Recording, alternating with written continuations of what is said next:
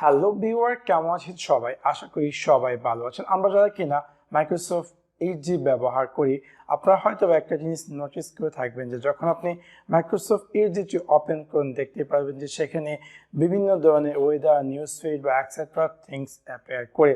অথবা যখন আপনি কোনো নিউ ট্যাব ওপেন করেন তখনও কিন্তু সেই সেম জিনিসগুলো অ্যাপিয়ার করে, যা কিনা অনেকের জন্য অ্যানোয়িং, অনেকে এই জিনিসটা ডিসলাইক করেন।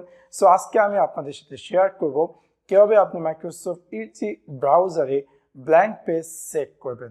সো আপনাদেরকে সম্পূর্ণ ভিডিওটি দেখার জন্য আমন্ত্রণ জানাচ্ছি। সাবস্ক্রাইব বাটনটিতে ক্লিক করুন এবং পাশে থাকা যে বেল আইকনটি আছে তাতে ক্লিক করুন আমাদের ভিডিও সবার আগে। চলুন তাহলে দেখে আসি কিভাবে আপনি আপনার মাইক্রোসফট ইজি ব্রাউজারে যে নিউজ ফিডস অ্যাপিয়ার করে সেটাকে আপনি ব্ল্যাঙ্ক পেজ হিসাবে অ্যাপিয়ার করবেন।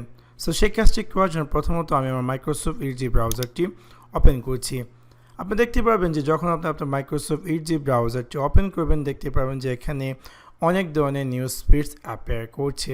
সো এখন আমি চাচ্ছি যে এই নিউজ ফিড থিংসগুলোকে আমি ডিসেবল করার জন্য হয়তো বা সামহাউ আর some cases. So in this case আপনাকে যে কাজটি করতে হবে, এখানে উপরে ডান দিকে যে গিয়ার আইকনটি আছে তাতে ক্লিক করুন। ক্লিক করার পর এখানে আপনি পেয়ে যাবেন পেজ ডিসপ্লে সেটিং। আপনি এখানে পেয়ে যাবেন হাইড মাই নিউজ ফিডস।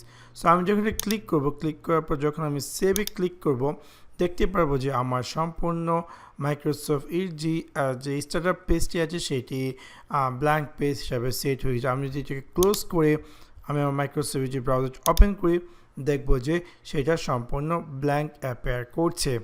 এখন আসি যে যদি আমি নতুন একটি ট্যাবে ক্লিক করি, আমি দেখতে পারবো যে এখানেও দেখাচ্ছে নিউজ ফিড। দ্যাট মিনস একটু আগে আমি সেট করেছি just startup page, but new ট্যাবের ক্ষেত্রে আমি এটা পরিবর্তন করে নিয়েছি। এখন আসি যে কীভাবে আপনি নিউ ট্যাবের ক্ষেত্রে এই নিউজ ফিডসটি হাইড করবেন।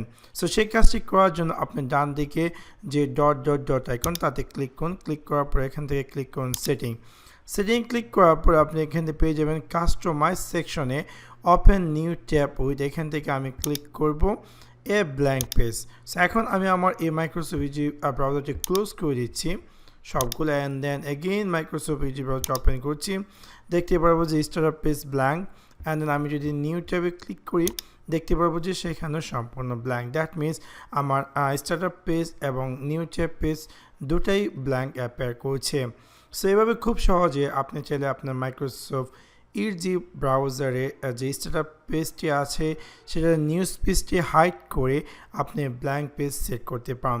এখন আসি যে কীভাবে আপনি আবার পূর্বে অবস্থা নিয়ে যাবেন। সো সেক্ষেত্রে সেম সেটিং আমি এই ব্রাউজারটি ক্লোজ করছি। সেমভাবে আমি মাইক্রোসফট ব্রাউজার ওপেন করব।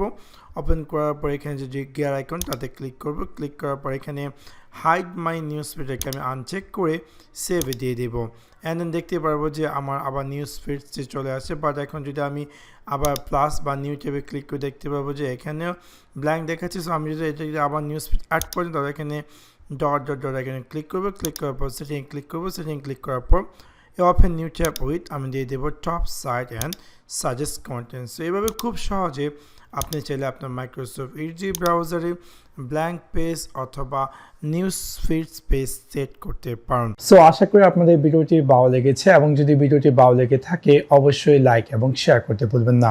Thanks for watch my video. See you next one. Piece.